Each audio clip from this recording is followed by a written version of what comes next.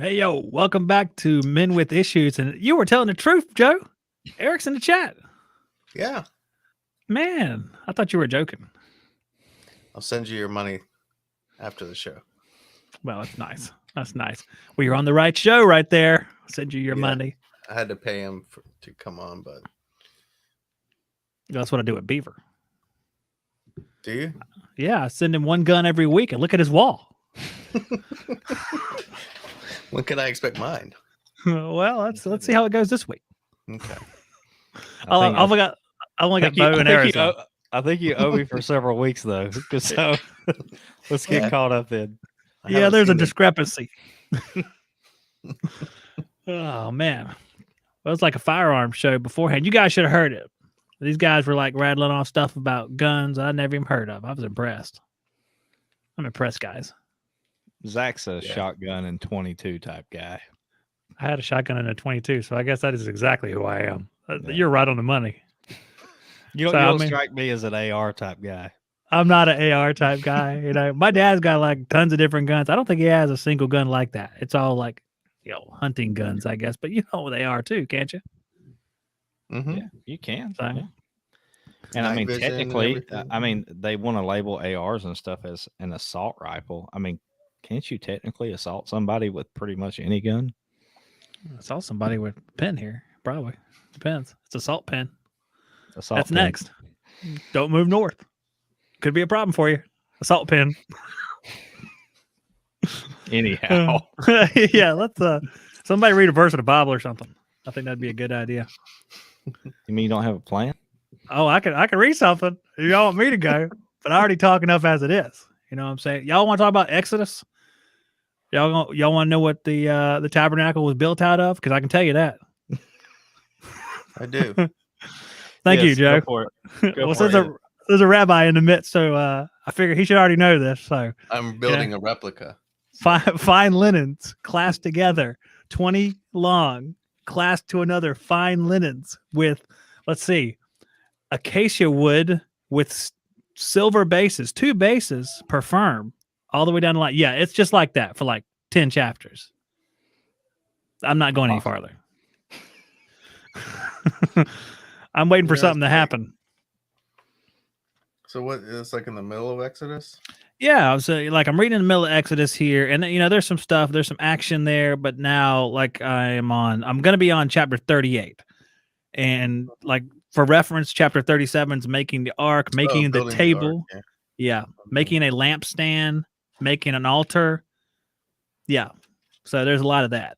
I mean, it's not exciting, but like I was talking about last week, I mean, I want to read it just so I know, basically, because you figure that they might reference it later, and I'd like to just understand the references, basically. Yeah. It was like, you tell me when you're done. Always wondered, why some of that stuff's in there. Why do you think? Why do I think? Yeah, why would they put like 10 pages of how to build a tent in there? Well, to be honest with you, I don't know. I don't know either. Maybe they thought someone was going to build another one later. Is the only thing I can think of. Maybe like they'd have to reference it at some point. But they talk about it like God tells Moses how to build it, and then they do like the exact same wording on when they are building it. So you get it twice. It's like 5 chapters on one side. Then God is angry at the Israelites because they rebelled. And then there's 5 more chapters about the tent again. Yeah. We could talk about something else, guys. I'm The sure, guy's like, what else you got? Yeah. I'm sure someone's like super smart, like Matt Slick or something, be like, well, here's why. Because when Jesus was crucified, that wood, signaled this back in there. And it's like, oh my gosh, it's probably some definite tie-ins in some way, but I can't wait to find them. It's gonna be when I find those things, I'm gonna call you, Beaver, because we do this show together every week. I'm gonna be like, hey man, I found something in, I don't know, Malachi or something that references these things, and I'm like, this is amazing. It's like, great, thanks for telling me. I'll just skip that stuff now. So once you get to the New Testament, you're just gonna go through it again? I'm just gonna perpetually read it over and over again. That's my plan. It's gonna take a while because You will be so happy to get to Matthew. I bet I will.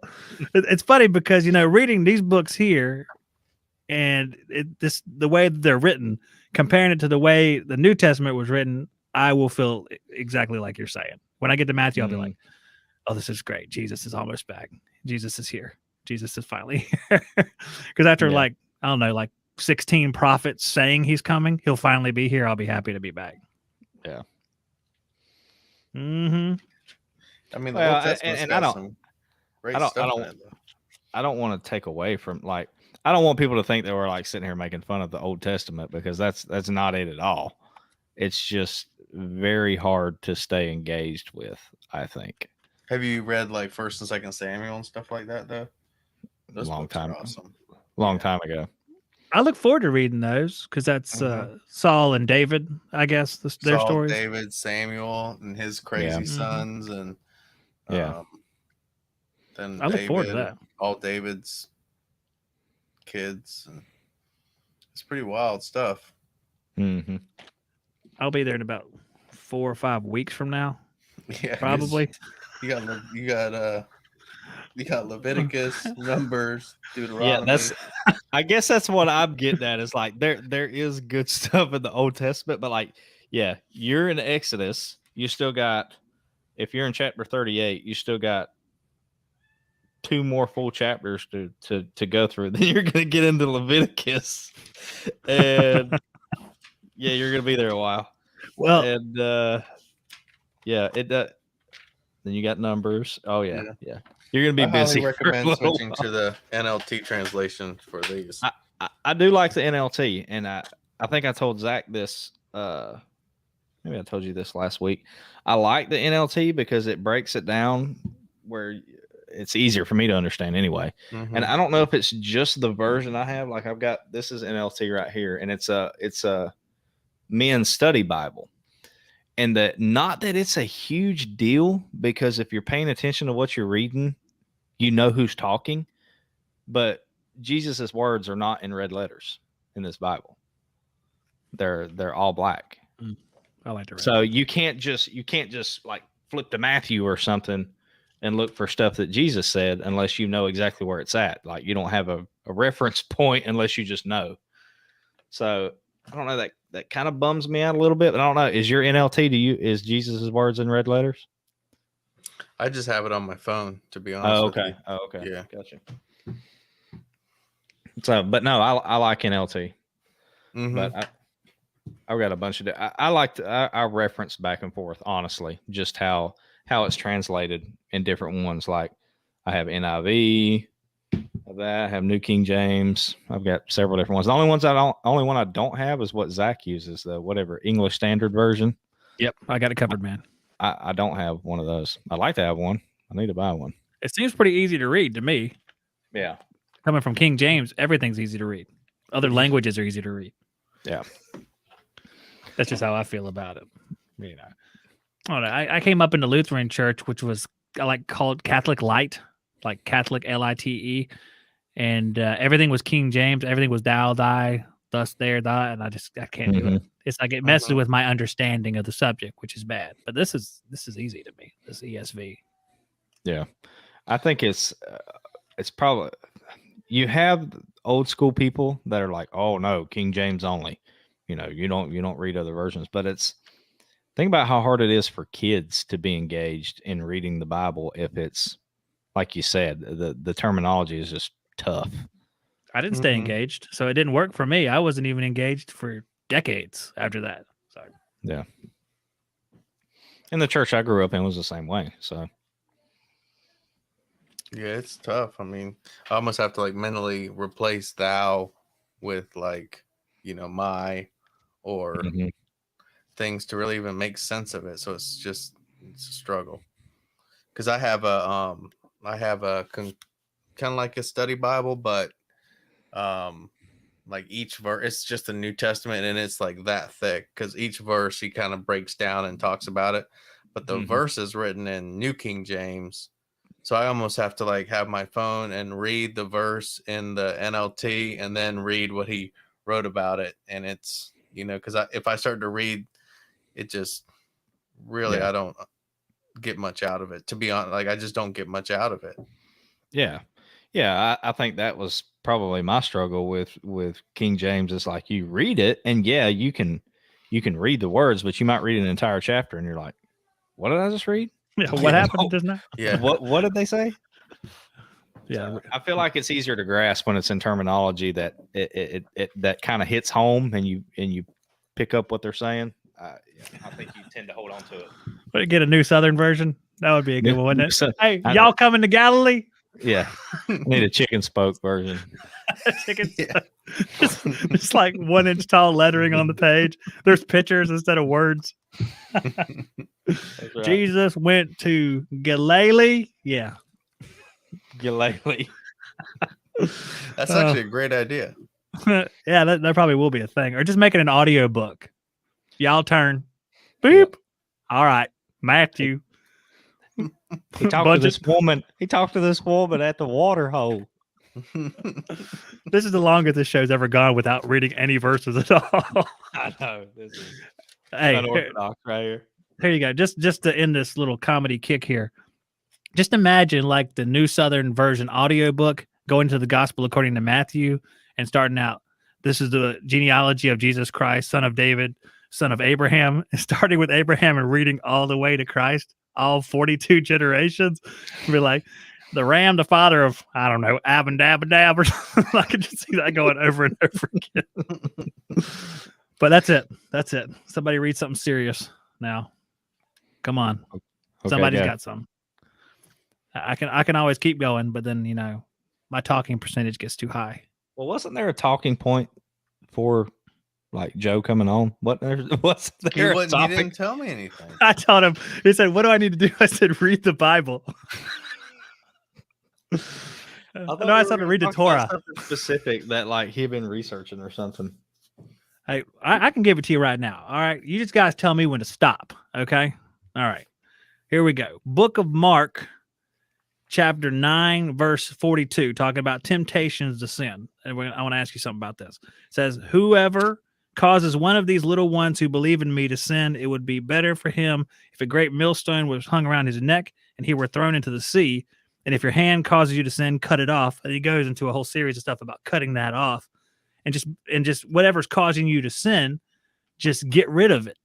So my question to you guys is, have you ever done anything where you've chopped off a major part of your life to get rid of sin? Yes. Okay, what was it? Okay, well, it's like that. I want to know. I want to know what it is. Well, I can tell you some awful stuff if you want to hear it. So when I was a teenager, was already out of high school, already moved out of mom's house, had my own apartment, but I had not went into the army yet, so I had not straightened myself up, and had went down the wrong road, obviously, doing stupid stuff, partying, drugs, you name it, and realized that I was spiraling out of control. And you got all these people that call you and you're going to party at their house or whatever, and I just totally cut that part of my life out. Like, I literally woke up one day and said that's enough. I'm not doing that anymore. Changed my cell phone number, moved, and totally cut them off. Just totally quit talking to all my friends, or what I thought was friends, and joined the military. That's really similar to what I would have said. There's people I just stopped talking to because when I was around them, I would kind of devolve and do things that were sinful.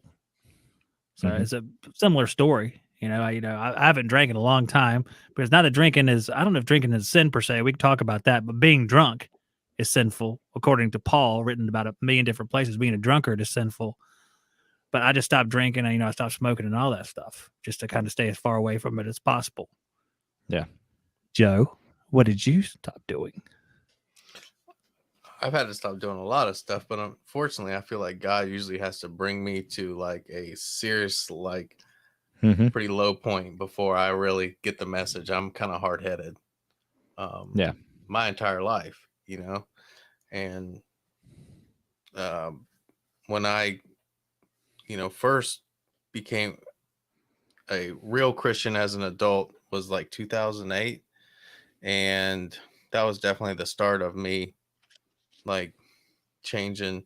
But you know, you'd kind of backslide and kind of find yourself back in these kind of circles and doing stuff where you just, you know, you don't feel comfortable. And even though maybe there's nothing like, you know, terrible about what you're doing, but you know, being at a bar or something like that as a Christian, you just think, man, you know, what if someone sees me and they're like, oh, you know, I hate Christians because look, there's one over there. He says he's a Christian and he's, you know, here at this bar or something, you know. So that just started to really convict me. And do you feel like, I know for me anyway, like even when you would do stupid stuff, like go to the bar or whatever, like you'd sit there and you knew in the back of your head, like, this ain't right. I should not be here. This is not acceptable. But I guess the lust for doing those things kind of ruled your life at the time, even though in the back of your head you knew it was wrong. Oh yeah, That's how I felt anyway. Yeah, Yeah, maybe definitely. it's like you have an instant gratification at the bar because the feeling of being drunk, people like that feeling. That's why they do it, I guess. But staying out of that is like a long game thing because there's no immediate benefit that you can probably tell.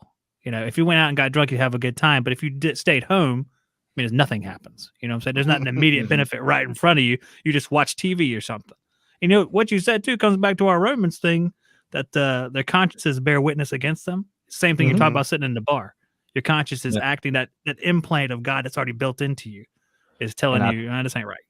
I think young kids, and I think we were probably all guilty of this too when we were younger in our, you know, teens or early 20s or whatever.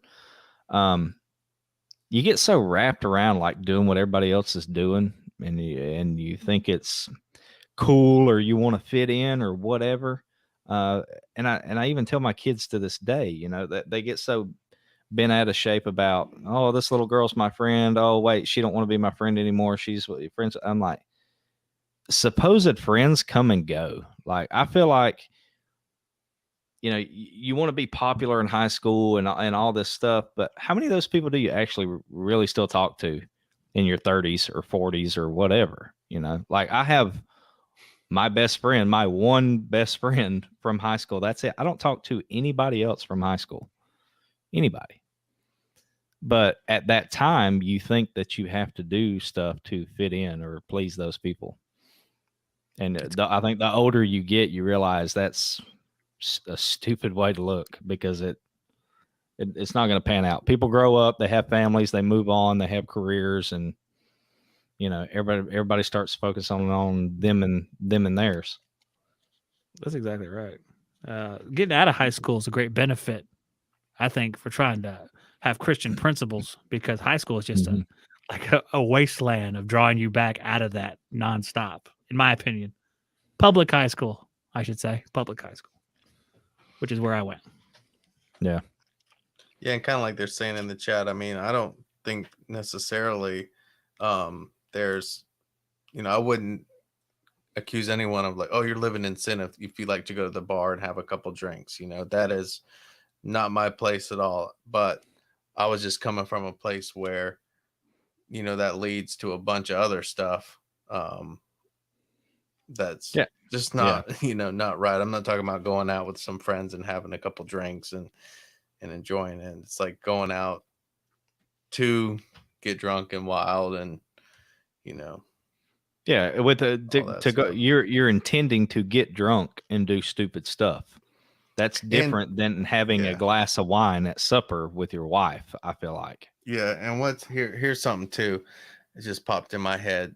When you're a Christian and all of a sudden you feel convicted about something, you're like, oh crap. Because there may not be anything wrong for Zack or Justin to do exactly what I'm being convicted of. And you're like, man, and you try to like talk yourself out of it. You're like, no, there's nothing wrong with that. You know, Zack and Justin don't do it, but then you go do it again and you feel super convicted. It's like, you know, all right, you've got a choice here. You've got a choice in front of you. Either you're going to be sensitive to that and you know, try to not give in to temptation, because obviously something's tempting you and you feel convicted when you do it. So, you know, you got a choice there. And usually, at least for me anyway, you know, God is not going to let you get away with it. Like, he's not just going to let you go and just quench your conscience of it. He's going to put you through some hardships, discipline, if that's what it needs to. And getting older, I hope anyway that I'm able to be more sensitive to that, so I don't have to go through all the discipline stuff that I did as a younger man. Yeah. I'm gonna be there in just a second. Where are you going? I'm wondering what you're doing over there. I'm just looking for something I read the other day. It goes right along with what he's saying, man, but it would be great to be there a little bit earlier. You don't have carm.org pulled up in the I don't, but he's fantastic. I really like him, though. When you told me about him, Matt Slick is really good. Well, I had something I thought was perfect, and now I can't find it at all. All right, let's see if I can pull it up here. If I can tell you what it is. Well, what's it about? It is about the justice of the Lord, and how basically that you're not going to escape guilt, even when it looks apparent to other people. Like, look at this guy who lives the way he does and nothing happens to him. And it just basically says that you're not going to escape guilt. That, you know, you're living in the world, you get away with it in the world, but that's not an eternal thing. But, like a Christian, like this, escape guilt. Like we would look at somebody and say, this guy, he drinks all the time, he does drugs, he's rich, he's got everything he wants. Apparently, it's outside looking in. He's got a beautiful wife, he's got all these kids, he looks so happy. Why does he deserve this stuff? And here I am, a Christian, just trying to live the best I can. And I don't have any of this stuff. Because of course, I feel true like Christian. you have to put your work in here in order to receive your treasures there. What he has right now is all he's getting. That's it. Yeah. That's how I look at that. And too, you know, Satan can use that to keep that person comfortable, to never try to find God, to think, you know what I mean? So that's a tool that Satan can use. When you see like non-believers just getting blessed and their business is booming and they're millionaires and they're like, in other words, they look at it as, why do I need God? Right. And that's usually when you'll talk to one, if you try to witness to one, that's usually where they come from, is like, you know, what's he going to do for me that I can't do for myself? You know, it's like, it's a tough place to be. Well, the question is then, if you are extremely wealthy, is it going to be harder for you to be a Christian than if you were not wealthy? Because of the temptation that the world has been so good to you that it wasn't God, it was something that you did. Is it more difficult, less difficult, the same? Does it matter?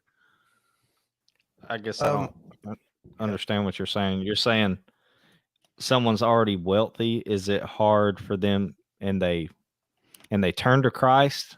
Is that what you're saying? Is it harder for them to be Christian because it would be easier to lose sight of the reason why they're successful?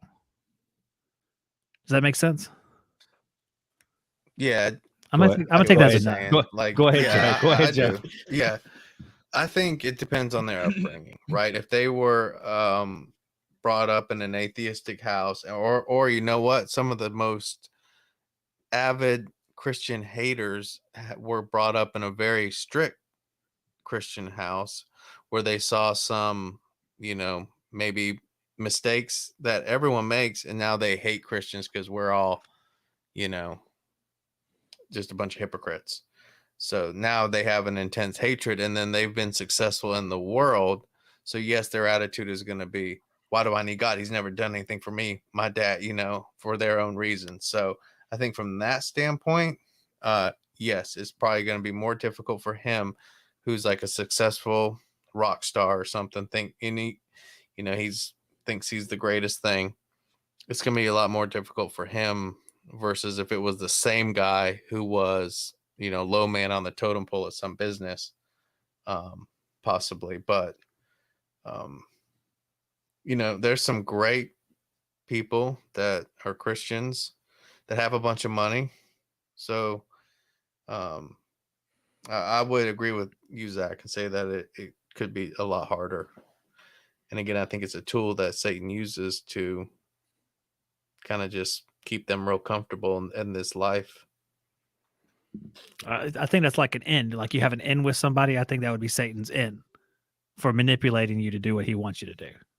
Well, and I my 2 cents on that is like typically when people are successful, like business owners or whatever, they give themselves a pat on the back, right? Like they are the ruler of their domain. You know what I mean? And to be able to step back and say, I didn't do this. I've been gifted with this. God has blessed me, or whatever. In other words, to give the credit to somebody else instead of themselves, I think yes, they're gonna struggle with that. Yeah, and that's a struggle for all of us for sure. Yeah. You don't need Yeah. money for that, I guess. You can struggle with any sort of material possession, like Craig was saying. It doesn't have to be. Maybe you like to, like I like to buy tools I don't need. I don't think that's probably the right thing to do. But I guess I tell myself that's small in the grand scheme of things. Although it's wasteful spending, I could have spent it in a better way. I could have given it to the church. I could have done a lot of different things with it, but I bought tools instead. So I don't know if that equates with everything else, but I have a feeling it's wrong, though. But I'm not rich, I'm not close, unfortunately. I think just even outside of money, we forget to be thankful daily. I think we talked about it a little bit last week. Just there's so much that goes on in any given day that we just assume is going to be there for us, like a reliable vehicle to go to work, or I'm going to eat lunch at such and such restaurant today. Like you already have, in other words, you already have it in your mind that you have the money in the bank, that you're going to do this, and you have a reliable vehicle, and you're going to buy this or whatever, and you forget to give thanks for all of those things daily. All the, like what we talked about last week, all the little small stuff, just waking up another day, your health, your children's health, your wife's health, a healthy marriage, a roof over your head, vehicles, all these things. Well, I've worked for that, so I have a nice truck in the driveway. No, you've been blessed with that. I agree with that. I agree. I was thinking about something that's going to be not on this subject. Joe, do you have anything on this subject before I take a wild turn? It'll be hard to return. Yeah, one thing. Go ahead. A lot of people just feel like, or they have a bad view of the church because, maybe they went to a church that, really put the squeeze on them, so to speak, to tithe. And I just wanted to put it out there that is not at all in the Bible. That the 10% is kind of an Old Testament thing anyway.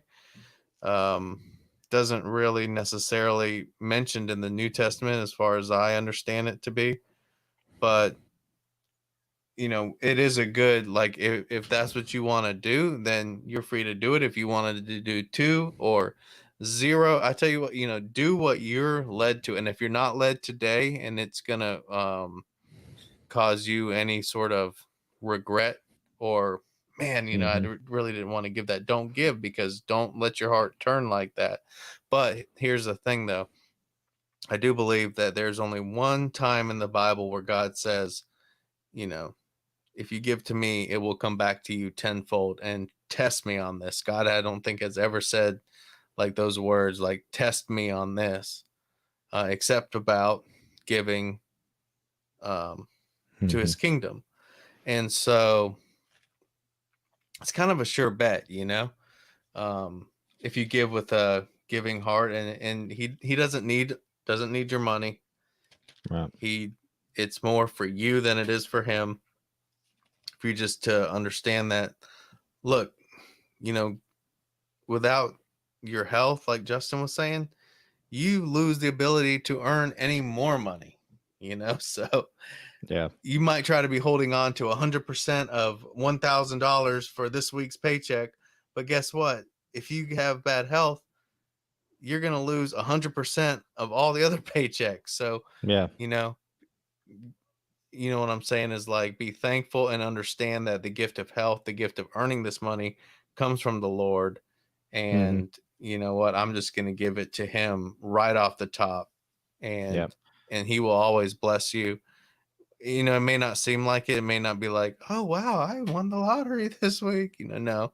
But I tell you what, I have never not been able to pay my rent or not been able to put food on the table. And through a lot of hardships in life. So he will take care of you, you know? Yeah. I think the big takeaway for me and all of it is, I think you have to not look at it as an obligation, but as you want to give because you have the ability to. You know, people that look at it like, oh man, I gotta give 10% this week or whatever, and you really don't want to, but you're just that's what they say, so that's what I'm going to give. No, I think you should want to, because that's going to benefit the kingdom of God, whether it's building up the church or missionary work or different youth programs or whatever it is. You should want the blessing of giving, is what I'm saying, and not look at it as, you know, an obligation that you really don't want to do. Right. But if you don't feel that feeling of joyful giving, then don't, because it's going to turn your heart, you know, cold towards the church. And as far as the church, yeah, I have always had a problem with, and my church doesn't do this. My church kind of does like what Phil Robertson talked about in a podcast. It's in the back. If you want to drop it on your way out, great. But I'm not. You're not going to make, and you're not going to be theatrical with it and make a dedicated spot in the service. You know, what is most churches? You sing, they take up offering, then there's the message, right? And I always felt like you are almost like you're trying to put people on the spot and make them feel bad and make them want to give because they're afraid that other people are looking around and going to say, look at Justin and Anna over there. They didn't put nothing in the offering plate. You know, I don't feel like it should be that. You shouldn't have to play scare tactics with people in order to get tithing in a church. You know, people should be willingly wanting to give to benefit the kingdom of God. So, yeah, I feel like you do the right thing, you get people in the right place, and people will willingly give. You don't have to make it theatrical in the middle of a church service and make people feel bad to get money for the church. High pressure sales. High pressure sales. Yeah. You send it back down the row again. Second time. that would be high pressure, wouldn't it? Hey. You forgot, didn't you? You didn't put anything in this plate. Let's try this again. What is that, a 5? Look at it, shake your head. A 5, really? That's 10% of 50? Is that what you made this week? Yeah. I'm uncomfortable. And what did I just see?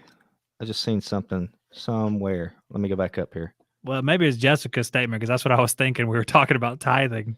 I was thinking, you're just giving what someone gave to you. Right here. The Heavenly Father gave you the stuff to begin with. You're just giving back some of it. Craig, yeah, exactly. But I like what Craig said here. He said, tithing and giving are personal choices, but Christ said, give in secret and you will be rewarded by him openly in heaven. So in other words, you're not patting yourself on the back and making it a big show for everybody to see you throw that envelope in the offering plate on Sunday. Hey, look at me. I'm tithing. It goes back to, it's something I want to do. And I don't care if anybody sees me put that check in the offering plate or not. I'm doing it because it's what I want to do. So you're sincere in what you're doing. It's not a show. Absolutely. That's like, there's a lot of stuff written in Matthew. I'm looking through Matthew right now, just about this whole, like we talk about virtue signaling. There's a whole lot of that stuff. It's like you're praying in private, and then you have a guy walking down the street praying out loud. how much he loves the Lord, just trying to do it. It's more like a show to put the focus on him than the fact that he should be praying to the Lord. I don't know where that's Their written. prayer But I boxes remember. on their foreheads. Yeah, they're walking around in the middle of the street with them. There's another thing. Matthew 6:19, lay up treasures in heaven. Do not lay up for yourselves treasures on earth where moth and rust destroy and where thieves break in and steal, but lay up for yourselves treasures in heaven where neither moth nor rust destroys and where thieves do not break in and steal. For where your treasure is, there your heart will be also. And then it goes down farther to verse 24. It says, no one can serve two masters, for either he will hate the one and love the other, or he will be devoted to the one and despise the other. You cannot serve God and money. Mm-hmm. I think Timothy says something similar too. But Yeah. so what does that mean when you have a ton of and money? I think that's what we were talking about last week. Yeah. And I think it's your heart, and I think it's where your focus is. Now, if you're well off, and you have, let's say you own a successful business, so you have revenue coming in and stuff. I don't feel like there's anything wrong with that, as long as your world doesn't revolve around it, and also you're doing good things with the blessing that God has gave you. So if you're helping to fund missionary trips, or you give quite a bit to your church to help it grow, to add on, or whatever, I think it's your heart and what you're doing with it is what's important. Yeah, I think so too. But that also goes back to, so if you're not worried about money, so you have revenue coming in, but you're saying it's not in your heart, you don't care about it, and you would rather use it to benefit the kingdom of God. So would you then turn around and make yourself broke because you're giving so much?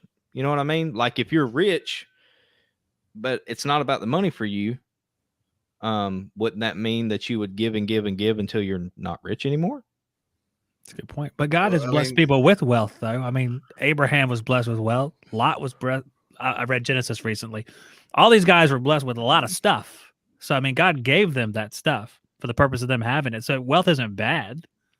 Yeah. So No, because they were faithful with a little, so God gave them a lot. And that's what I try to focus on. Just be faithful with a little bit that I have. And then, but what Justin was saying, he kind of took that to its natural end of like just giving everything away.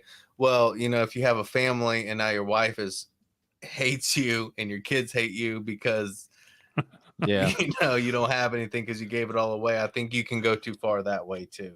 Sure. Yeah. You get home and there's a controller but no Xbox any longer. Just a controller with a cord on the floor, but the Xbox has been sold to give away. Yeah, and you make a good point. Maybe you could get carried away with it, and then you think you're doing a good thing by giving and giving and giving, but the people that you're supposed to be taking care of, you're supposed to be the leader of your household and provide for your family. If they start suffering because of your other giving, then you might be blessing the church, but your family's paying the price for it. So there's a fine line there, and being smart enough to keep enough money to take care of you and yours, as well as give when you can. So. Maybe that's the point, because there's a verse that says the person that the man who can't take care of his family is worse than an unbeliever. So if taking that into account, that kind of draws a line there. As long as you're taking care of your bunch, but give some of what the excess is, maybe that's the point.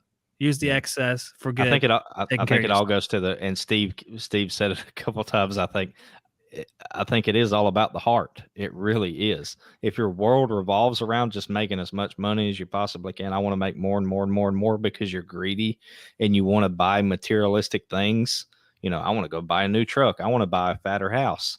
I want to buy my wife a huge ring for our 10th wedding anniversary, or whatever it is. If that's where your heart is, then you're not in the right place. All right, so I'm not getting a new car now. I think, I'm just saying. Yeah, I think the story about the guy who was a successful businessman in the Bible, he was storing up all his grain, and in fact, had so much grain he couldn't even fit it in the barns he had. So rather than like selling any of it, which I guess he was kind of trying to hoard it or giving any of it away, he decided to build new barns so he could store all of it and hoard all of it for himself. Well, God's like, you fool, tonight your life's going to be required from you. So, that kind of struck a chord with me. It's like, yeah, can't take any of this with you. So, you're trying to store up all that grain and build new barns to house it. And for what? Because that's not the ultimate goal. That's not the end goal. That's not the prize, at the end of it. So why are we so worried about it? Yeah, definitely in this industry, most everyone just, it's like our egos kind of get fed, like, to have a successful business and have more and more guys. Oh, how many guys do you have? Oh man, it's like, yeah, but none of that matters at the end of the day.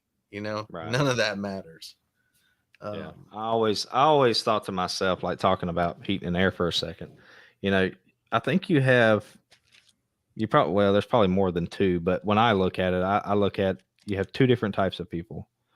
You have somebody that wants to build a monstrous company and they want to grow and grow and grow and grow and make all kinds of money and, be well off the rest of their life. And then you have the other people that they like being independent and they like being a business owner and being their own boss.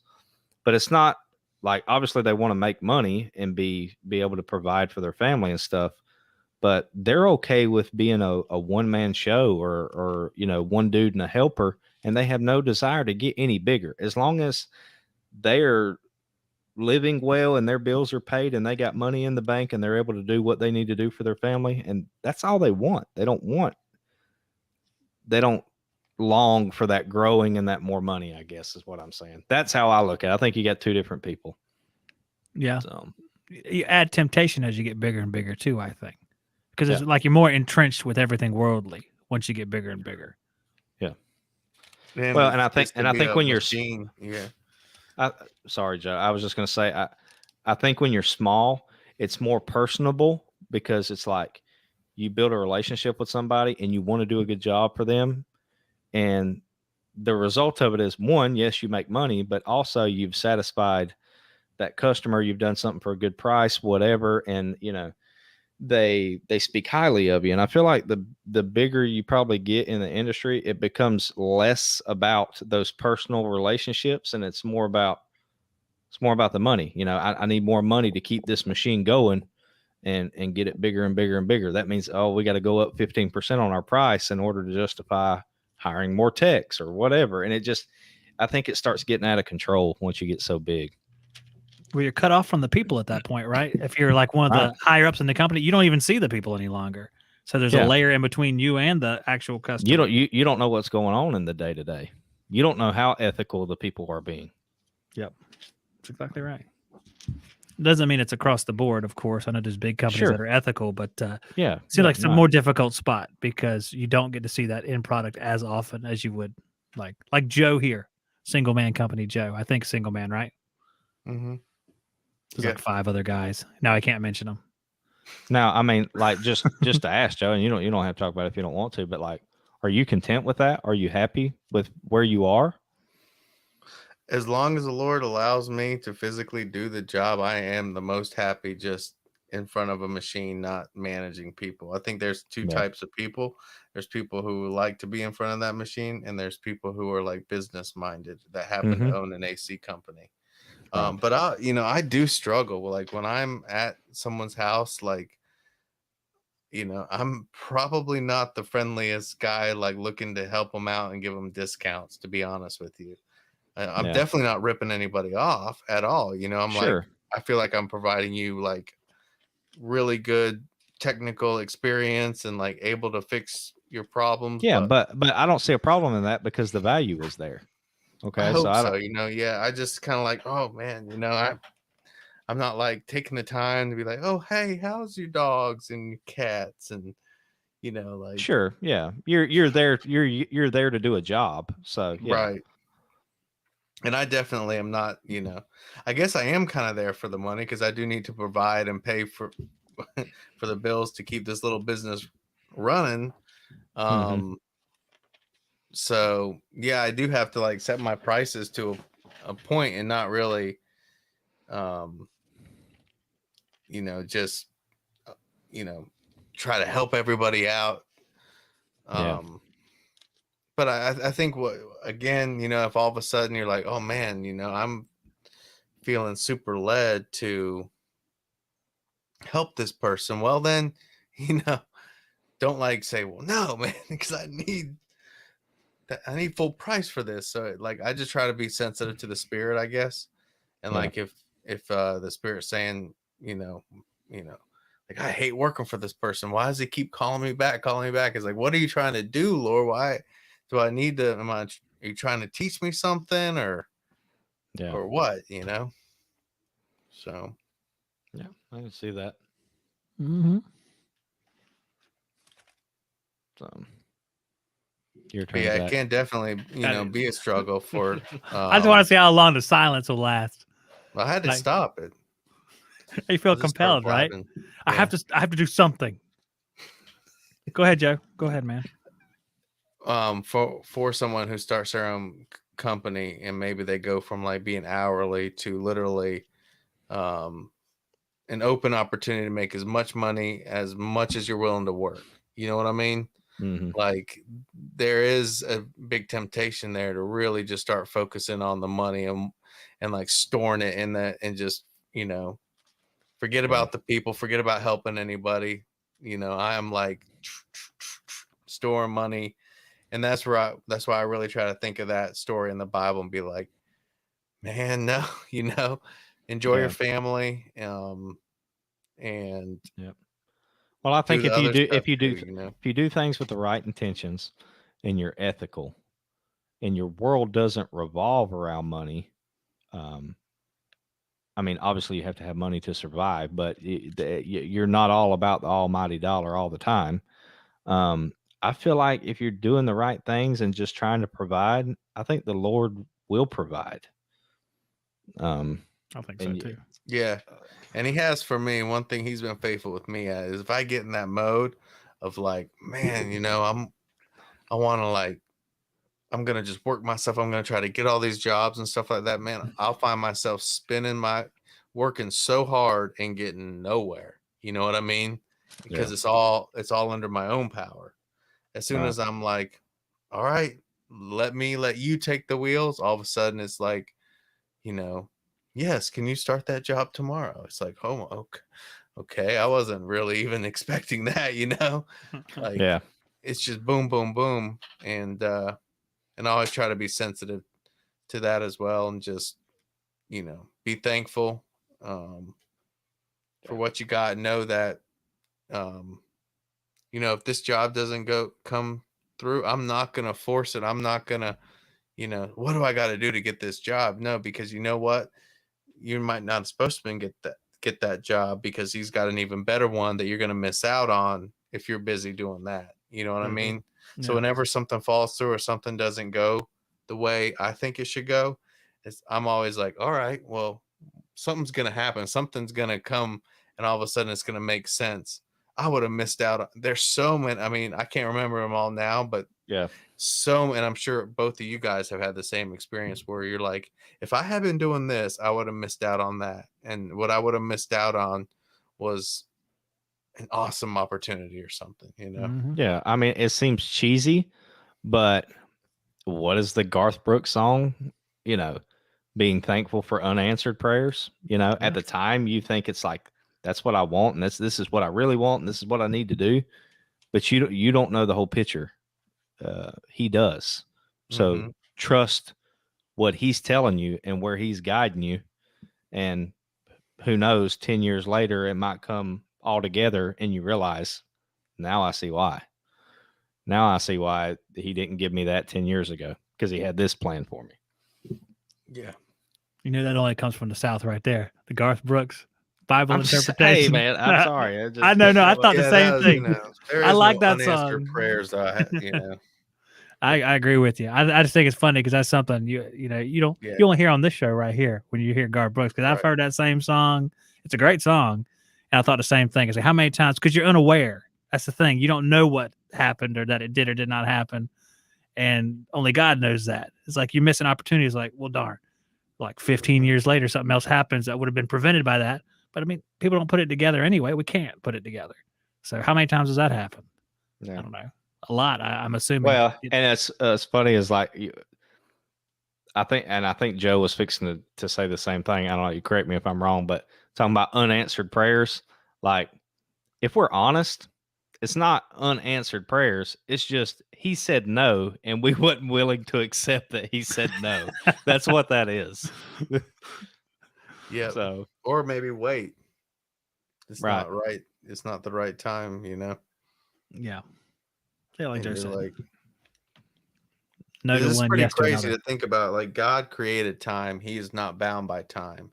mhm. So, like 10 years ago, now 10 years ahead, it's all like in front of him. It's weird to like ponder that, but so don't get ahead of yourself and try to like pretend to be smarter than God, who's got the whole movie. He's already seen the whole movie. He knows how it ends. I heard So it's- Kent Hovind put it in really simple terms that I liked. He said, God's not affected by time, space, or matter. And he says, the man that invented the computer is not inside the computer running around. He's above it, beyond it, and unaffected by it. Otherwise, he would not be the creator of it. And I'm like, you know what? That's right. That's right. I've never heard it put that way, but that's exactly right. Yeah.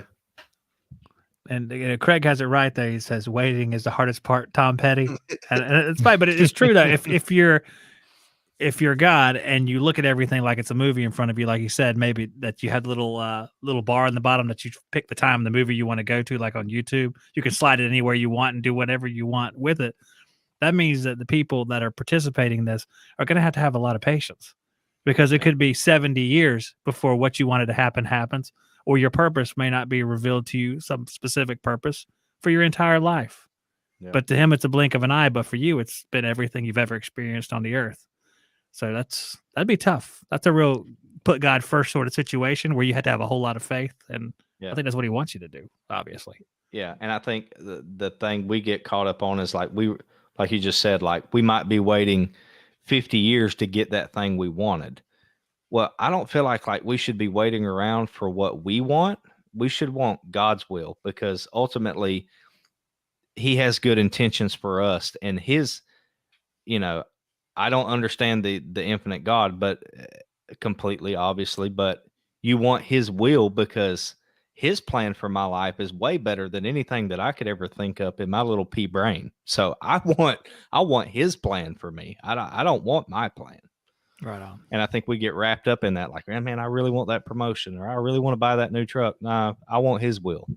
I want what he wants for my life, because it's better than anything I could think of. Hey, you guys like Bible verses? A little bit. Nah, not all really. Right. Well, this is for you, Justin. James 4:13 says, and it's talking about boasting about tomorrow. It says, come now, you who say today or tomorrow we will go into such and such a town and spend a year there and trade and make a profit. Yet you do not know what tomorrow will bring. What is your life? For you are a mist that appears for a little time and then vanishes. Instead, you ought to say, if the Lord wills, we will live and do this or that. As it is, you boast in your arrogance. All such boasting is evil. So whoever knows the right thing to do and fails to do it, for him it is sin. Then it goes right into it right there. So, yeah. That's a good job of finding that so quick. Yeah, it's a good verse. He's on top of it, man. I'm all over the place, man. Well, the good thing is that there's probably 30 different pages I could choose to find the information that would apply to this situation, because a lot of it, like James and Paul, and then we'll repeat similar ideas, so you can find them. I was about to say a lot of the big things that you reference to about, being focused on God and not of the world, or this or that. Like there's not just one place in the Bible it says that. There's multiple places that you could refer to that they say the same thing over and over and over. So especially these letters, because the letters they wrote to the churches, the churches, they would have similar problems. So you'd see a lot of repetition in it, but it just happens that particular one in James is a particularly good fit for our talk we were just having. Yeah. Good stuff. Hey. Hey. Whose day is it to read? I think it's yours. I don't think so. Joe, did you want to read it? I mean, was that what you were saying earlier? Did you want to read it? He doesn't even have he didn't even have it. What am I supposed to do? I can read Hey, something. Joe, I mean, Yeah. I'll hold it up. Start for me you. at a big handicap with that. I'm gonna go with a 3 and we'll work up. Hey, how about this? What is like your favorite verse or thing? What is your page open to or whatever? What is your phone open to? What is it? Anything. Pick anything. What do you want to read? Anything. Well, we'll talk about on the spot. Like, Whenever someone asks me that, I immediately go to Romans chapter 8. Oh yeah, that's a good one. It is that is a good one. Everybody's like, that's a good decision. Good choice. Good choice. Yeah. Somebody's that's done probably this my favorite before. chapter in the Bible. Could read the whole thing, or my favorite. But I think Okay, we turned to You know. chapter 8, so I don't want to put any pressure on you, but we're here. You want me to read? Just you pick whatever you want. Okay. Okay. So I'll start at verse 26 and read through 30. This will be the New Living Translation. And the Holy 26 Spirit, through 30. I'm sorry. I yeah, didn't mean to cut you. chapter 8, 26 through 30. Okay. And the Holy Spirit helps us in our weakness. For example, we don't know what God wants us to pray for, but the Holy Spirit prays for us with groanings that cannot be expressed in words. And the Father, who knows all hearts, knows what the Spirit is saying, for the Spirit pleads for us believers in harmony with God's own will. And we know that God causes everything to work together for the good of those who love God and are called according to his purpose for them. For God knew his people in advance, and he chose them to become like his Son, so that his Son would be the firstborn among many brothers and sisters. And having chosen them, he called them to come to him. And having called them, he gave them right standing with himself. And having given them right standing, he gave them his glory. Pretty good. Yeah, because I mean, how often we kind of fall into this place where we don't even know what to do. We don't even know exactly the way out of this situation. So we don't even really know what to pray for. But this is saying here that, the Holy Spirit is constantly interceding for us, which is super powerful thing to think about. And he knows what we need. And he is talking to the Father who knows all hearts, and he knows exactly what the Spirit is saying. And that no matter what you're going through, God can turn it around to where you'll look back and think, man, I'm glad I went through that, or something, which has been true in my own life. And it's right here saying that's true for you, wherever you happen to be going through. Yeah, I was gonna read because I got this men's study Bible, and like it takes certain verses that the big ones that jump out at you, and it breaks it down into like a different context down at the bottom, and kind of like what you just did. It explains to you what's going on there. Here it says for chapter 8, verse 26 through 28 is what they highlight, and it says, prayer is one of the ways that we draw closer to God and preserve our spiritual gains. Paul assures us that the indwelling power of the Holy Spirit is at work within us as we pray. We are not left alone to work out our problems.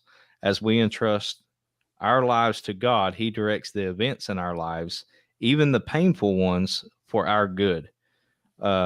He can turn even our mistakes into the means for our growth and blessing. So I thought it was pretty good. That is good. Good job, Joe. Well done. Good job. Well done, Joe. Well done.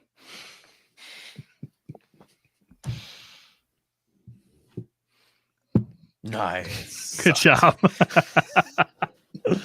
I mean, I Joe, give that was so myself a 2. that was so good that I took my red bracket that was only on verses 26 to 27 and I extended it down to the rest of the verse. Could you like put my initials beside it or anything? I will put accomplishments. because of Rabbi Joseph. RJ. This Right. happened. RJ. Just RJ. Just RJ. RJ. My friends call me RJ. He's a hip rabbi. Now that was really good. That was really good. The next one after that is, what then shall we say to these things? If God is for us, who can be against us? Which is repeated over and over again, which is a really good thing too. Yeah, like Jay says, when he meets someone who's like, I'm the most dangerous man you'll ever meet because I've got God on my side. I can picture him saying that with like crazy eyes. The beard down to here. Yeah. Hey man, you want to talk about Jesus? It's like, I don't know if I do or not. I'm the most dangerous man you'll ever meet because you can't kill me. he's a trip. I really enjoy that. Joe started this whole thing. Joe, I owe you just a lot of gratitude. I can't explain how much, because our Man with Issues thing spurred this into action. Really. So on behalf of myself, I mean, I can't thank you enough, which I've already told you. Me. Well, I thank you for pointing me in a direction. Well, I thank the Lord for pointing you to me, then pointing me to him, basically. Or, we'll say that. I don't even remember how I came across the Unashamed podcast.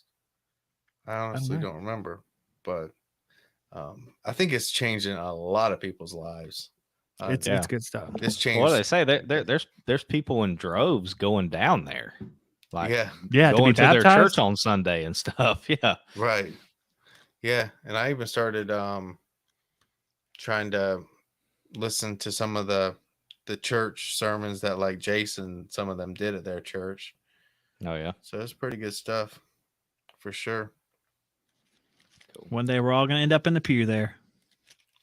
Yeah. But the point is, what is the actual thing? That the question is, when you go down there, are you putting those guys on a pedestal? Are you going down there because the Lord wants you to go down there, or because you're going to see those guys? That would be the question, though. Yeah, that's can you separate like it out? Check, isn't it? Yeah. Yeah, I mean, you got to separate those two out. So I'd like to see those guys, but they're doing great work for the Lord. I mean, I don't know how clear that would be in my mind. Why I would be going to that church if I went there. It'd probably be a little bit of both, and that might be okay. Yeah, it's just like wanting to meet anybody else, I guess. Yeah. As long as you didn't like start worshiping them or something, right? That the credit goes to God, not to a man. Right. I worry about that being confused, and just in a moment, maybe I guess that can happen to anybody. It's like, this is a cool guy, but it is just a guy. Yeah, and I think it's I think it kind of rolls into like people picking what church they want to be a member of and stuff, like, because I feel like you have to be being fed, right, to be comfortable there. You want to be being fed at your church. You don't want to be attending a dead church, okay? You want to be with like-minded people that you can relate with and you can grow together as disciples, okay? So maybe those people look at it as, I really like the way Phil explains these things. I think like he does. So I feel like the Lord is longing for me to go maybe get further educated by this man, okay? So it's hard to say, but if they're doing it for the right reasons. But I think they are. I think I would wonder with someone like me who went down there, would I be going there for the right reason? If I was getting baptized, is going there to be baptized the right move? Because wouldn't I be going there for more because who was baptized me, not the reason why I was being baptized? I think it's, what are you going there for? Are you going there to meet Phil Robertson, or are you going there to learn more about God? You need to figure. You want to investigate this God guy they're talking about. I think that's legitimate too. I think that could be the case for a lot of them. I just wonder. I don't know. I'm by wondering this, I'm giving away what's my thinking has been in the past. So I'm thinking that if I make a decision like that, I want to make sure I separate the motive from the right from the wrong. You know what I'm saying? Yeah, because I think, I guess just me thinking about that, like if let's say I didn't know anything about God or Jesus or anything, or I did, but I was never educated on it. And I started listening to Phil Robertson and them, and I felt my life changing, and I gave my life to God and all these things. I guess in my thought process, it would be, my next step would be, okay, I need to find a church to attend so I can continue to be fed. Like my thought process wouldn't be I'm going to Louisiana to this guy. Like I don't comprehend that. I just hope that, again, that they're going for the right reasons. Yeah. So. I kind of see it like people would have seen John the Baptist thinking that he was the Messiah instead of the actual Messiah.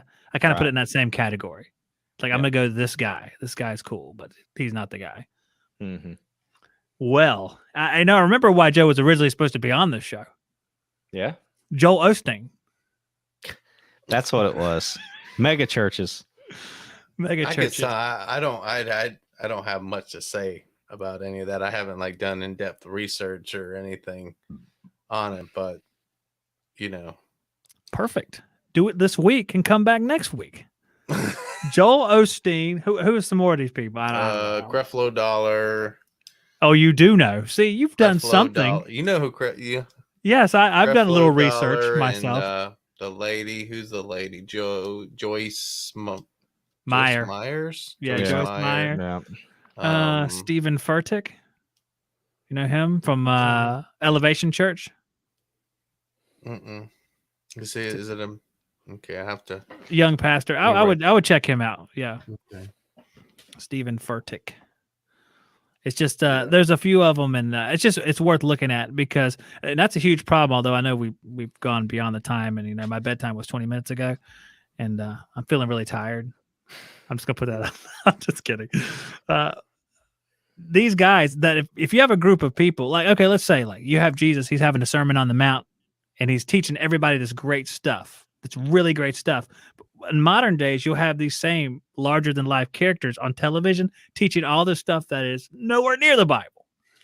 Mm-hmm. So, but people, because they're listening to these people, they don't know the difference. They think they're doing the right thing unless they investigate it. And once you investigate it, this little bit that I've done and I've watched on there, you can see very clear things that are deviating from the Word of God. You see it clearly. But unless you're looking for it, I mean, you're not going to see it. So this whole people could go through their whole lives hearing the wrong thing. What's the result of that? I wonder. I don't know. Now, here's the question I have about that. Do you feel like they are godly people that have just lost their way, and got enwrapped in something that they didn't intend to, maybe? Or do you think it's just strictly like a money racket? It's a business. That's really tough. It's really tough. Let's say, I mean, Joel Osteen sounds like a motivational speaker to me, not a pastor. It sounds more motivational than anything else. Right. So that would mean for money, I guess. If you're saying something, you're selling books, and that's for money. Yeah. So, it's about the masses and getting money. Yeah. Yeah. And the more if he people, started the preaching better. the Bible, his church would be like, yeah, it would end up being about 100 people. It would be my church. No, yeah, exactly. I don't watch him, but give me an example of what a message would be. Let's say, just to encapsulate some of the stuff, is that you will pray yourself to the things you want, stuff that we've talked about. You pray, and the target is your gain. He's trying to get you what you want.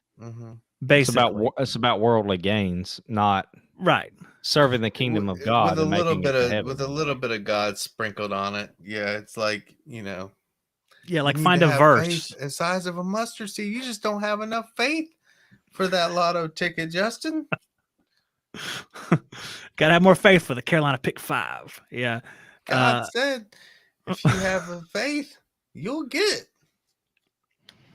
Yeah, it's like live your best. They take things out of context in order to try to please people, and twist it to a narrative that's appealing to sinful people, instead of this is the truth and this Well, ain't. yeah, That is I it. don't God even know works that for you, not the other way. That's what it is. It's God works for you. He's here to give you what you want. Right. All you have to do Mhm. is you have to speak to him, and he'll give you what you want. Which is like totally the opposite for every major character in the Bible. Most Yeah. of them, it was like hardship, hardship, hardship, not wealth, not easy living, not, it was like Moses, super hard life. Mhm. David, super hard life. Mm-hmm. Don't even mention Job. Like I was thinking Job. don't even. Job was Yeah, I mean, innocent. He's like, I'm innocent, man. Yeah. Like Zach, have you done your homework and watched any of The Chosen? I'll tell you what I did watch, which was not The Chosen. I'm sorry. We are going to watch The Chosen, but I'm watching the Bible series that came out like 20 years ago. It's like 10 hours. It goes, is that the History Channel one? I don't know if it was History Channel or not. I'm trying to remember, but it started Abraham, then it went Moses, Joshua, Solomon, maybe, and it goes, and now we're on the second one about Christ. And it was from like 2000 or so. But once we complete that, we're going to The Chosen after that. So it's been really good. I mean, it's been really, really good to watch, actually. So we're just behind the times. That's all. But we're going to get to it for sure. I got a movie to watch that Joe sent me too. Joe, he only sends me stuff that's 90 minutes or longer. That's right. Hey, that's okay. I know there's a lot of good Zach's got stuff on. time. There's a lot of good stuff on PureFlix. Yeah, that's where we're Yeah. watching it. It's on PureFlix. The Bible show's on PureFlix. That's where, I because we were watched watching the- The Chosen. We wanted to watch The Chosen, but then we started on this, and now we can't stop.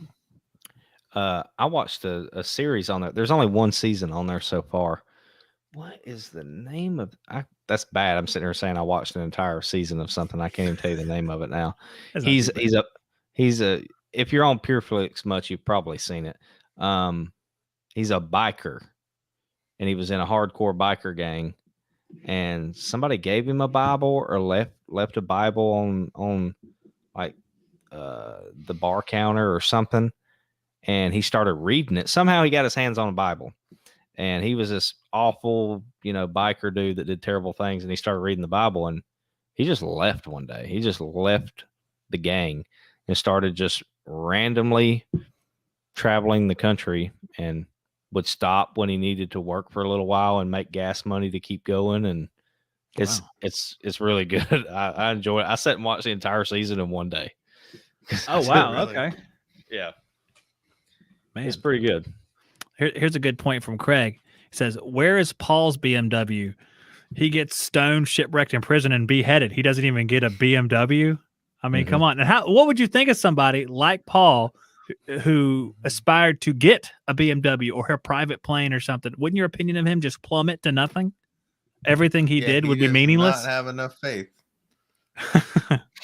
And was he a Hell's Angel member? I guess is what he's saying. Was it Hell's Angels? No, it was a different game. It was kind of, it's obviously kind of the same thing, but they didn't say Hell's Angels. No.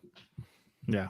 Didn't want to pay up to use their Hex trademark Cherubs. name in the movie. Yeah. It has an infantile feel to it. Pull the car That's over. a good one. It's like Great Value Foods, which are great, by the way. I don't have any problem with them. You don't need Fruit Loops when you have Fruitos. That's right. Hey, man. See, Zach, we could get you into the name brand foods if you just, I'm not paying that money. just believe it and you'll get that money. You're gonna get me to Frosted Flakes instead of Frosty Flakes. Now send $10.99 for a prayer cloth to when That's so wrong. It's so bad, but that's exactly. We got to talk about this again, and you should watch some of these guys. I mean, you only have to watch a few minutes. A lot of times, there's people that have analyzed this stuff already. But I guess it is good to watch like a sermon, like a full sermon from them. Yep. Yeah. Don't rush to judgment, I guess. I don't know. Like I feel like we sit here and we joke about it or whatever, and it's like, oh, this is funny. But at the same time, like there's a serious side to it. Like, these people are misrepresenting the kingdom of God. And if more and more people do that, what's Christianity going to be 30 years from now? You know, just a book club of good feelings. You know, we meet once a week and we make each other feel better. We go home. It, Yeah. it turns into it turns into a weekly motivational speech I think that's what it is. instead of a way Mm-hmm. of life. You know, so I don't want to take it lightly or even encourage that. You know, because I take it very seriously and I find it wrong. So Yeah, I'm sure. Mm-hmm. You know, I don't want to try to judge any of these people's hearts. no, Just kind of absolutely not. making a Yeah. judgment about their how they appear to us, and Mhm. especially like their congregation too. I'm sure there are some Christians out there who really Sure. and maybe you know what, they might have brought people who saw Joel Osteen and they started researching the Bible for the first time and stuff like that.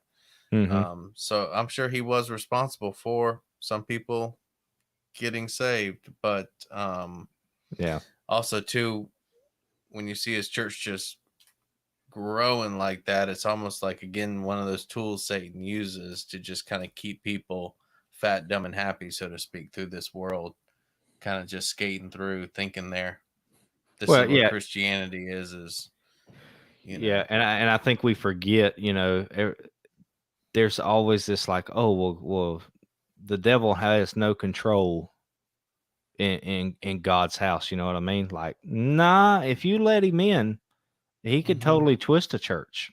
You know what I mean? Like that's probably his number one goal is to get in the hearts and minds of people in the church and twist it up. That's the best way to go. Mm-hmm. You know? Yeah, and he's not going to come in and start having like seances and stuff like that. He's a little smarter than that, Right. you know. He's going Yeah. to make it look real pleasing. Mhm. But you know, I think there's some people out there who have challenged it, like to find Joel Osteen actually present the gospel, and Mhm. I'm not sure that. Gospel doesn't really. I don't want to call all these people sinners. They might not like that message. Yeah. You know, they're destined for hell unless you, Yeah. you know, Yeah, that's kind the of big type thing when thing. the church grows and grows and grows because the message, like you said, the message is very appealing. So the message can't be too judgmental. The message can't be too harsh. It's got to be softened up and changed just a little. So if each Mhm. message gets changed a little and little, how far off are you by the end? Is what Yeah. I'm wondering.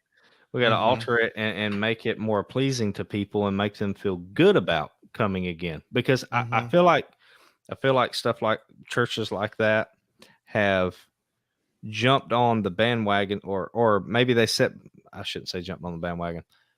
They've seen what's been happening with the church over the past, let's say, 30 or 40 years, and less people are going. And churches have always been known as, uh, you're going to die and go to hell, and you're going to burn in the lake of fire unless you do this, and this. And it was, the more worldly that people get and the more sinful people get, the more they don't want to hear that.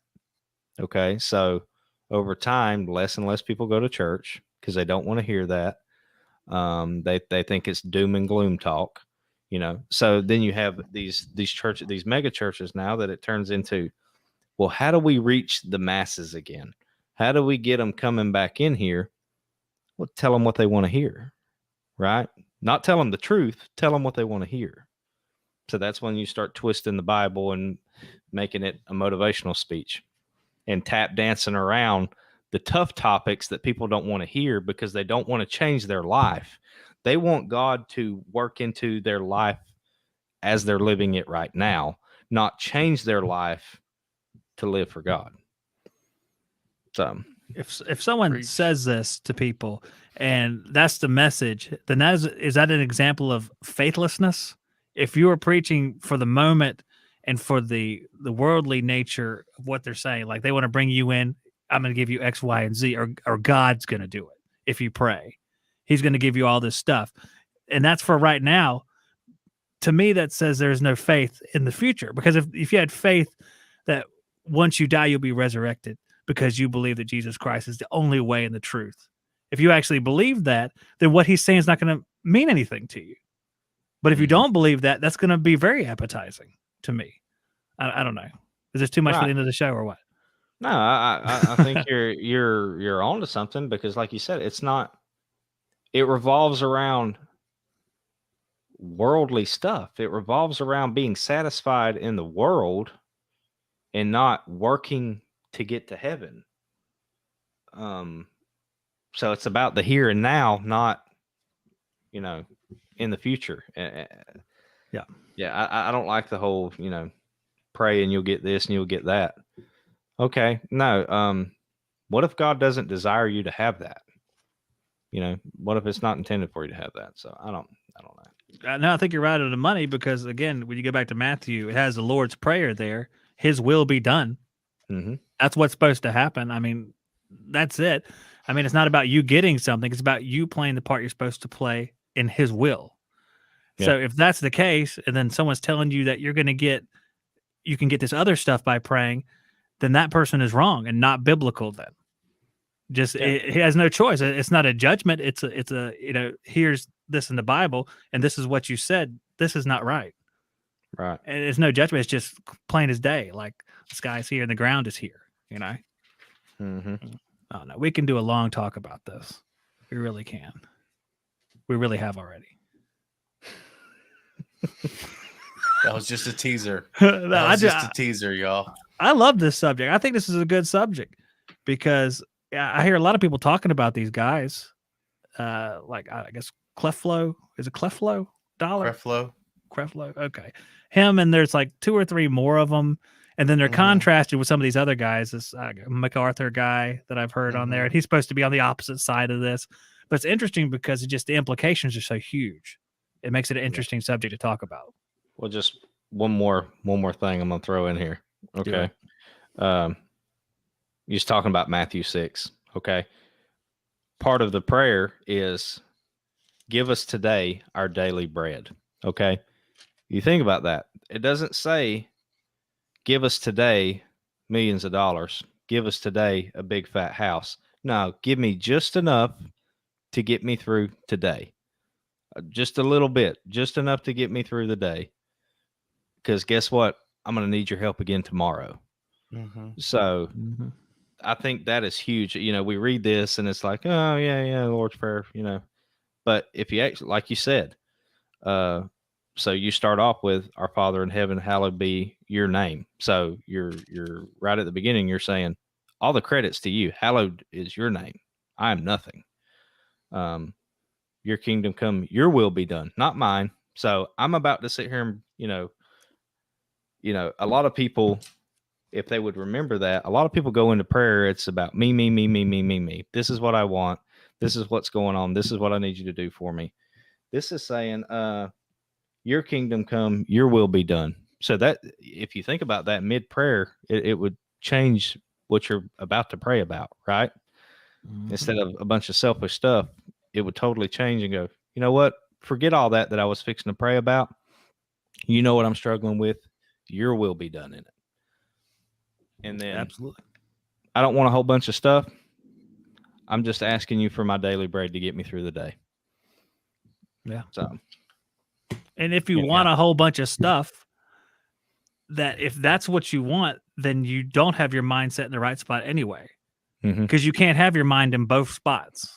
To me, if you say I want all this cool stuff, then your mind can't be right. I mean, it's impossible.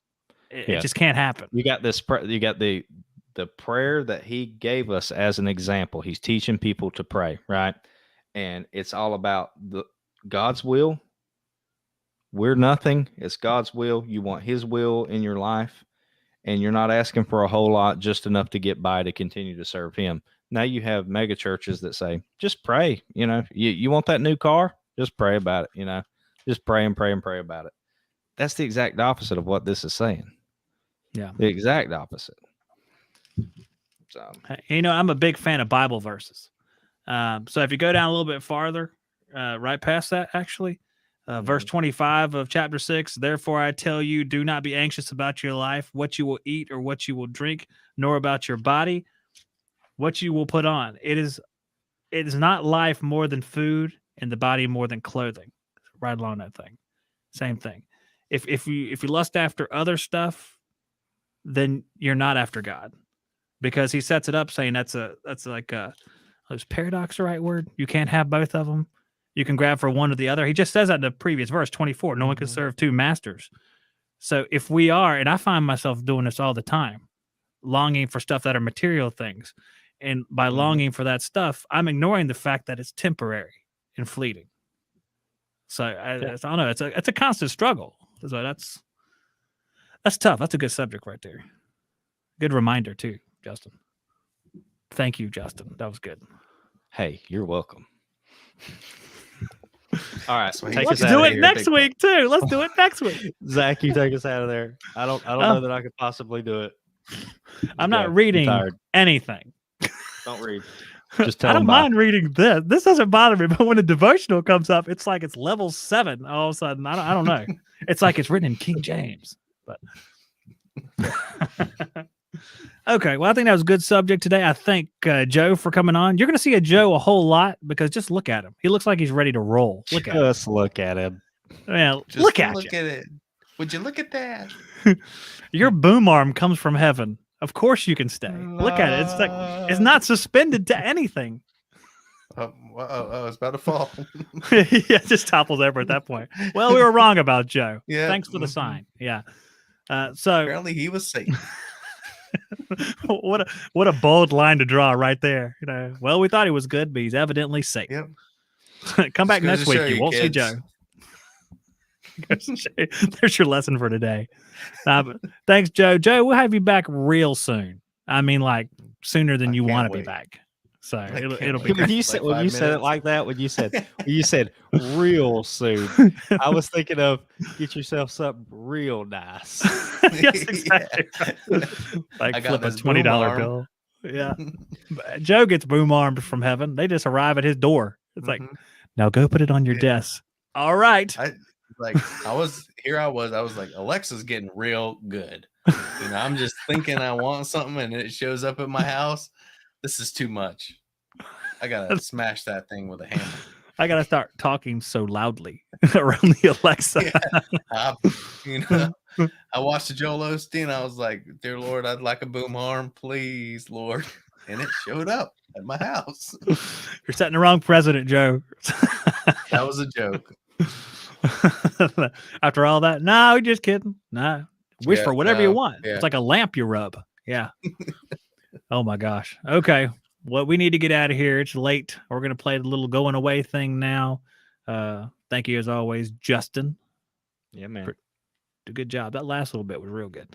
Rabbi Joseph, we'll call you teacher. And we're going to get out of here. We'll see you guys next week.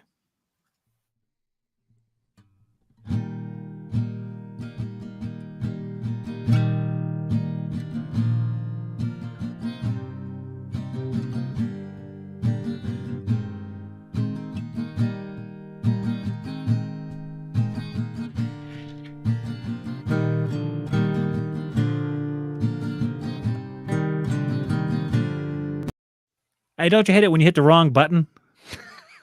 Watch this. And we'll see you guys next week.